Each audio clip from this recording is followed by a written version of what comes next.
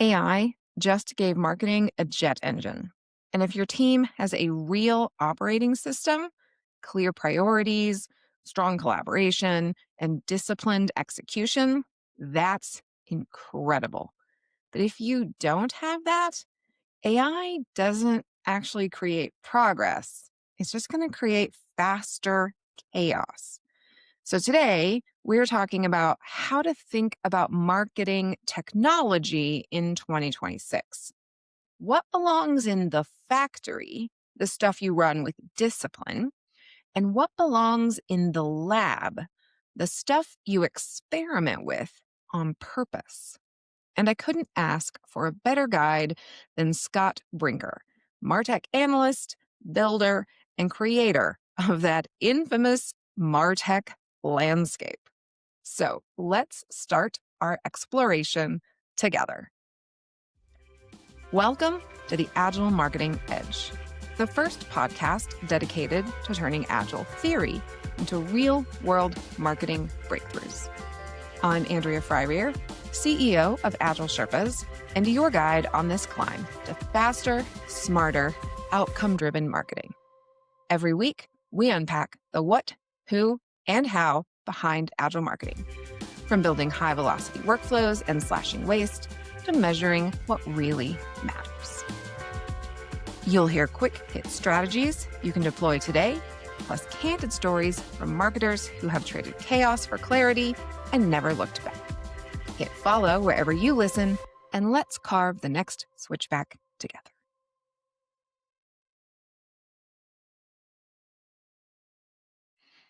All right. So, Scott, thank you so much for joining me today. I am really excited about our conversation. But before we dive in, you want to say hi to everybody and introduce yourself? Tell them a little bit about your background. Sure. And thank you so much for having me. I've really been looking forward to this chat. So Scott Brinker, I guess you could say I've been one way or another in the MarTech industry for now several decades. I've written the Chief MarTech blog, started the MarTech conference. If you've ever seen that crazy landscape of like a billion different MarTech solutions, I apologize. I inflicted that upon you. But I've also been a builder in the world. I built a SaaS company that had a no-code platform for marketers to do interactive content. I spent 8 years actually building the technology partner ecosystem for HubSpot. But now, I'm full-time focused on just work as an analyst and advisor in all things MarTech. And I'm sure we'll be getting to this, but the history of MarTech is deeply entangled with the evolution of agile marketing. Which is how Scott and I have kind of been, knowing each other for a good long while now. We've shared a love of Agile and its love affair with technology. And now AI has come along and sort of rejuvenated both of those topics in a lot of ways. And so I wanted to have this conversation kind of in a formal recorded space because I think there's a lot of interesting stuff that is coming back around with AI that's happened in marketing before. What is old is new again. And I think that there's an opportunity for marketers to learn from the past here and not repeat mistakes that we have made before. Because one thing that I am seeing us do a lot right now, and that I've seen happen with Agile and with technology in the marketing space, is that we have this sense as marketers that finally we have found the answer, like capital T, capital A, the answer in Agile, in this new piece of MarTech. Finally, this is the thing. And we just go all in and we want to pour all of our love and all of our budget into this thing. And then we get really kind of jaded and mad when it's not the thing. And I think that's where, you see the hype cycle happen where you get into kind of the valley of discontent sort of thing. And so I've seen it happen with Agile, right? I'm sure you've seen it happen with different kind of phases of marketing technology, whether it's automation or whether it's, any of the kind of categories of technology. And so maybe we can start with like, why do we do this as marketers? Like, where does this instinct come from for us as a group? Because I know it's not unique to us, but I think that we as a group have this tendency. Like, what's up with that? Yeah. Well, I think one of the things that's always been fascinating about marketing, um, is it is by its very nature, it is constantly changing, right? I mean, what do we do as marketers? We're not actually chasing technology. What we're actually doing is we're chasing audience. We're chasing, growth. We're chasing, customers. And the thing that's interesting is, the customers keep evolving. Mhm. There's this really sort of wry insight that a fellow named Andrew Chen came up with a few years ago. He's, been doing like growth marketing and testing and all that stuff for ages, and he called it, I'm not sure if this is a family show, but he called it the law of shitty click-throughs, which is basically this idea that, some marketer comes up with some really novel new way to like engage people that hasn't been done before. And as a result, it actually like it outperforms tremendously, and then a couple other folks try it and they're doing pretty well too. And then, it all catches on, everybody starts doing it and it reverts to the mean. Right. And the only thing you can do at that point in time is go and seek like, okay, well, what's the next way that I actually break through and I engage and I differentiate? The market is so much about differentiation. How do I differentiate, from what everybody else is doing? And so that's always put marketers on kind of this treadmill that they can never just be like, okay, well, I went to school, I learned accounting, and now I basically run, the accounting system, the accounts payable. And Right. yeah, why are those marketers always chasing like new stuff? Why don't they just like stick to this one thing and do it? So I guess that's part of why I would say I have empathy, for marketers always trying to grasp for like, okay, well, what's the next thing we need to do to stand out? But I think your observation is right. There's a little neurotic element to like how that actually plays out. Totally. Jay Akunzo, I remember him pointing something out like this too, where he was like, some study will come out that says like the best time to tweet or to post on LinkedIn or whatever, right, is Tuesday at 2:03 p.m. And then we all read it and we go post right at 2:03 p.m. on Tuesday. Well, and then it's not the right time anymore because we're all doing it, right, and flooding the platform at the same time. And so to your point, now we have to change and we have to go try and do something different, and now we're all mad at whatever study that was that told us this was the right time to post because it doesn't work anymore. And so it is this continual cycle. I mean, to me, that is the origin story of why agile methodologies, are such a perfect fit, for marketers, because it is the case that there isn't going to be the one spec, that we set, in stone, and that's just how we're going to run it from now on. It is this mode where like, okay, we have to keep evolving. We have to keep iterating. We have to keep experimenting. Now, that being said, what we don't want to do is do that in some sort of random chaotic fashion. We still need an operating system, a thing that can bring cohesion and structure to it. But the thing we're trying to bring that cohesion to isn't about remaining static. It is about like, we're in a game of can we evolve faster, but more effectively and more efficiently than our competitors? Yeah, and can we do it based on data? And can we do it in a rigorous, systematic way that builds on learning and is not just based on some crazy idea that Andrea had on her commute in today, but is, a clearly well-defined and articulated and data-driven way that we are doing, and it's documented, right? And it's ongoing process that's not haphazard. And we have to Yeah. have technology to do that. We can't do that, in a spreadsheet somewhere. That was always one of the straw arguments against Agile that used to just annoy me, but then it was just like so silly and ridiculous that, yeah, I found it incredibly amusing of like, oh, you mean Agile? Like you're just going to kind of make it up as you go. And you're like, okay, you clearly have no idea like how this operating system works. It's very much the opposite of that. But yeah, anyway, thank you for reminding me of one of my favorite pet peeves of the anti-agile crowd. Yeah, yeah. And completely. And I think, with MarTech, it's the same thing. Like you have to have a guiding idea of what you're trying to accomplish, like going and buying a whole bunch of like random tools that don't have any integration and don't talk to each other. It's the same thing. You've got to have the reason they all work together. Why did you buy this one and not that one? I've heard you talk about, I think, like point solutions versus, a more like holistic approach to things.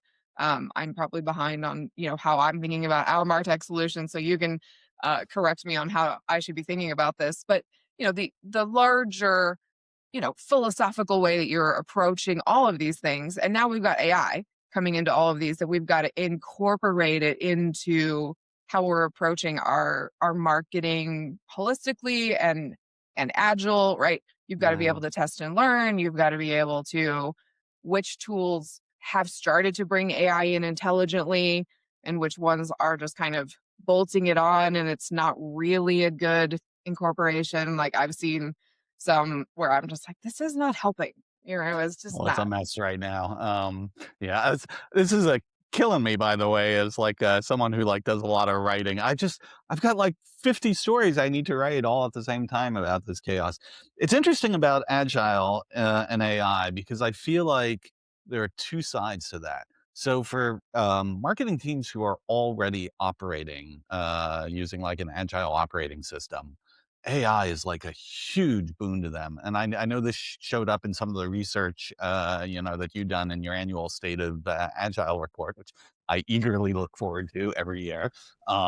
Because yeah, again, like the very nature of what it's not because of AI, the marketers who are running an agile operating system have a really clear way of how do they pursue the objectives that are important to their business. And AI just becomes this incredible accelerant for them to both expand the scope of things they're wanting to doing and the speed at which they can do them. That's amazing. But it's also on the other side for all those marketing teams who don't have something like an agile operating system, this sort of explosion of, speed and possibilities and all that, it's actually working against them because they aren't harnessing this energy, and it sort of devolve. It's so easy for it to evolve into chaos if you don't have some sort of structure to like, okay, instead of doing this casual walk, we're hopping on a motorbike. Boy, we kind of probably have to have a pretty clear idea of how we're steering and where we're going because we can really hurt ourselves if we don't have some navigational control over this. And so then how are you like you said, you're doing MarTech analyst full time now. And so how are you talking to people, guiding people in this moment of how are we thinking about MarTech in 2026, agile or not agile? Like how should we be thinking about it as marketers, bringing technology into our teams?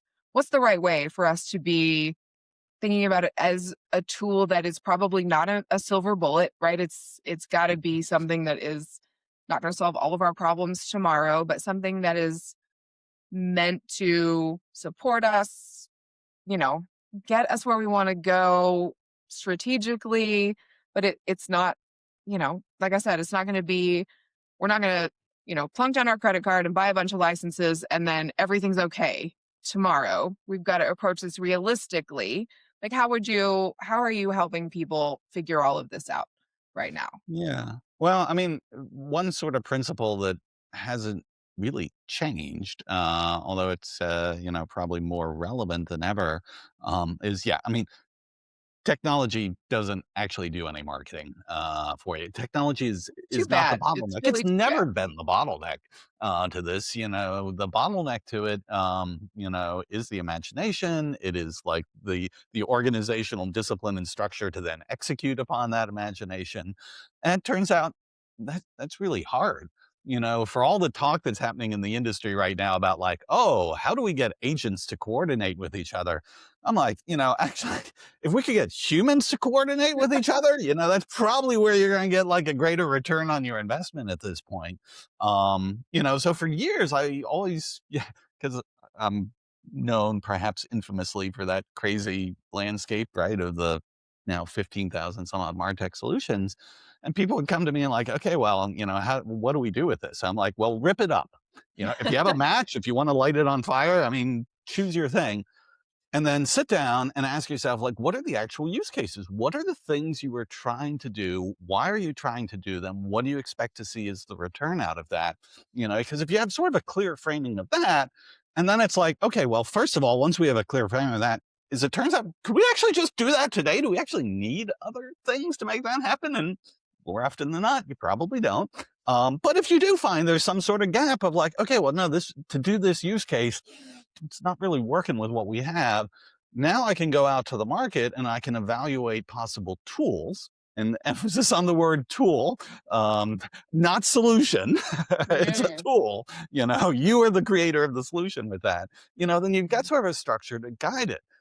Now, I still say that same thing today around AI with one caveat. Because AI is changing so rapidly and the possibilities it's opening up, I mean, they really are unprecedented. It is just, I continue to be amazed week by week over what's possible. Is I've now started to say, listen, maybe 80, 90% of what you should be doing should be focused on, yep, I have clear use cases, I have clear needs, I'm going to find the tool that fits that and does that well. I'm not going to get distracted. I'm like, yeah, but you might actually now want to carve out 10% of your time to start to just explore and experiment with new things, not because you're expecting those things to be now the engine of your business. No, no, no, no. You're doing this because it helps feed your imagination and your sort of span of what you think the possibilities are. I have a co-author who does several of these reports with me, Franz Riemersma. And in our last report, he had this really great metaphor that just, to me, crystallizes. He referred to it as the laboratory versus the factory. Oh, Where you get yourself in trouble is when you try and like run your MarTech stack universally across both of those use cases. No, you've got the factory and you really need to run that in a disciplined and operational way. But you probably also need a laboratory where you can experiment and learn. And most of the things you experiment and learn with are never going to make it out of the lab to the factory, and that's okay. But it's through that laboratory sort of open-ended experimentation that you will find discoveries that then you do want to kind of do a weird, I don't know, this is probably overextending this metaphor, doing a bit of a tech transfer, from the laboratory to the factory. But I do think that's kind of that dual environment is, what you need today. yeah. I completely agree because you almost have to build that muscle of this is weird and scary and new and we're gonna play around with it. And maybe it doesn't have a purpose other than learning, and that's okay to devote time to that. And especially in marketing when we usually have 30 things to do and only enough time to maybe do 20 at most, it's kind of hard to say we're gonna spend time to just learn and explore and kind of play. That can be a little bit feels a little bit frivolous sometimes, but I think it's really important right now. It's not really play, like it's a play with a purpose because you are learning Mm. and building up that capability. And I talk to a lot of peers who own professional services companies right now who are spending a lot of their time doing these things, and the things they're learning to do and the leaps forward that I'm watching them make are just amazing. Mhm. And the people who are still kind of heads down, nose to the grindstone, doing the things they've always done are just getting further and further behind. It's just you got to make the Yeah. time, but it feels really hard. I mean, one of the phrases that's become very popular that kind of just annoys the hell out of me is all these folks with AI being like, okay, you need to do more with less. Now, all right, at some level, yes, this is one of the benefits we can read from this stuff is we will get some greater efficiencies, in scale and speed. That's fine. But the problem I have with that mentality is it really does push people into this mode of like, basically squeezing out time to think, squeezing out time to sit back and reflect and, ponder a little bit about like, okay, what are we doing? Like, what's the bigger picture here? And I see it all the time. I talk to a ton of MarTech companies. I'm not going to name names, but they're all in this mode of like, oh my God, we got to ship more. We got to ship more. We got to ship more, and you sit and you talk with them and you're like, okay, well, what's your larger vision here? Like, what's your strategy? And like, nobody knows because like, no, I was just told I have to ship 10 times as many features. And then they're like, and by the way, nobody seems to be using all these new features we're shipping. I'm like, have you taken some time to think about why that might be? No, I got to ship some more features. And it's like, stop. This is one of the things, like, I think we increasingly want to have this dialogue in a world where just AI is ubiquitous and it's getting so powerful. What is the distinction between what AI is good at and what humans are good at? I gotta tell you, I don't think us humans are going to win like, well, let's do more of it faster race. That is, AI is going to take that one for us. You know, what the AI isn't doing, you know, and there's a lot of reasons why it's a long way from ever being able to do this, is that sort of stepping back, you know, and synthesizing and reflecting and bringing the teams together and getting alignment across an organization. That is where there's like so much opportunity for human differentiation excelling. And most companies, they're nowhere near as good at that as they could be. But rather than focusing on like, okay, well, now how do we actually get better at that? Because that's our differentiation in this AI world. They're like, no, I got to use the AI to do like more and more. I'm like, oh, anyway, Yeah. my pet peeve of the week, I guess. And you know, back to kind of our theme here, like that's a pet peeve of mine with Agile as well, is like, let's use Agile to just have everyone go faster and do more with less. Let's use it to squeeze as much productivity out of our current people as possible. And that's the whole point of Agile, when in fact it is not, it is a useful side effect oftentimes, but it is not meant to be the whole reason for using these ways of working. It's meant for better visibility and collaboration and transparency in order to provide customer value, right? And we're supposed to deliver better outcomes to the business.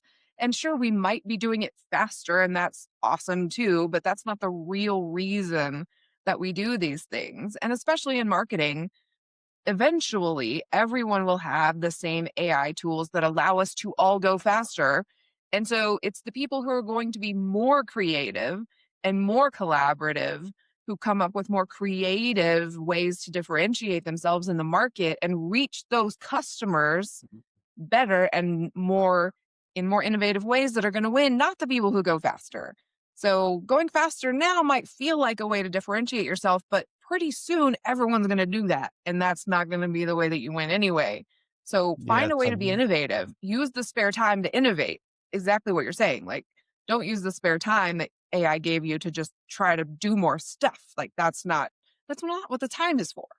yeah, no, it's a very narrow arbitrage opportunity at the moment. And the truth is, actually, again, it goes back to even if like we could do more, faster, you know, cheaper, if we aren't taking enough time to think through, okay, what should we be doing more of? What should we be doing faster?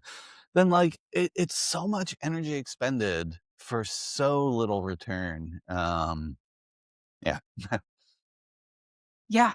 And I think that that is maybe the root commonality to all of this. Like, when marketers go chase a thing, catch the thing, and then get really jaded about the thing not helping them, is maybe we didn't ask, why are we chasing that thing in the first place? We didn't stop to say, okay, what's going to happen if I catch it?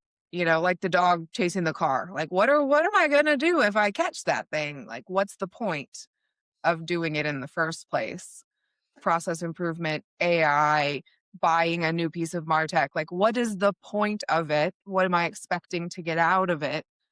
And if we have interrogated that properly, then maybe we'll actually get what we want, instead of just being mad that the thing didn't solve all of our problems. Yeah, you know, it's funny. Digital marketing, performance marketing, the MarTech that's enabled that. In many ways, this is a really terrible side effect of it. Is, you know, marketing. I forget where the origin of this phrase was, but you know, Not everything that can be measured counts. Not everything that counts can be measured. Mhm. MarTech brought us into a world where, like, oh, all right, there are all these things we can measure, and therefore those are the things that count because this is, the introduction of the phrase revenue marketing. No, no, no, no, no. We're not this some sort of, fuzzy expense thing. No, no, this is like almost a cogs, and Yeah. here's how we deliver it. Again, it's almost one of those things like, well, yeah, there's a piece of that, but the pendulum swung, so far like, okay, well, if we can't like tie this to an MQL, John Miller, the co-founder of Marketo, this is one of his things he's been writing about now for the past couple of years, like the MQL gumball machine. I'm like, dude, you created the MQL gumball machine. He's like, yeah, yeah, I know. Apologies for that. My bad. Yeah. But like this moment we have to even come to the recognition that, okay, that pendulum swung way too far on that overside. And in this world of AI, the opportunity to take time and think about the things that aren't able to be driven, with that sort of efficiency of AI, like the actual way we have true relationships, with customers, like how we think about, our brand. And I don't mean just like, okay, well, now I'm doing some advertising that isn't directly, resulting in, click to sale. No, like thinking about like how people actually perceive your brand, getting out in the world, talking with more customers, really understanding like, what they value about your company or not and why. I mean, that's such a valuable component of marketing, and it kind of got diminished Yeah. so much. Again, I'll take the blame as some conduit to the Martech. Well, Martech pushed us away from that because we couldn't measure it as precisely. And I don't know, you're starting to see that pendulum swing a bit, and it's one of the things that actually gives me hope that actually marketing might become a noble profession again. Yeah, I agree with that completely. And I think that there's a great opportunity. I come from a content marketing background. I think there's a lot of opportunity to lean hard back into authentic value driving content as a means to create connection to customers again of like, I see you, individual person who has a problem, right? And I can help you solve that problem. But tools, marketing technology, and AI in particular, I think we can leverage to better understand individual people, you know, um, really explore their problem and even if it's just, hey, I'm going to scrape your LinkedIn profile and see what you've posted about recently, and then allow me to use that to craft something that's very tailored for you as a human. That is a great use of AI and technology. And then I'm going to use that to be very authentic in the way I connect with you, not to just like write the horrible email that we all get. Like, I noticed that you're the CEO of AgileSherpas. Like, yeah, I'm sure you did. Like, anybody can notice that. Like, that's not an authentic way to connect with somebody. So I think there's an Yeah. opportunity here, but it's also an opportunity to just be awful at this. Yeah, well, all right. You're inspiring me to like bring forth all my favorite pet peeves. It's like the That's Scott what I'm Brinker's here for. greatest This hits is of what I'm pet here for. peeves. Yeah. But like, yeah, the sort of wave we have, it's starting to recede a bit here, thank God, of AI SDRs, particularly Oh outbound God, AI yeah. SDRs of like, hey, it was a lot of work to like, cold call and bother and like, these people.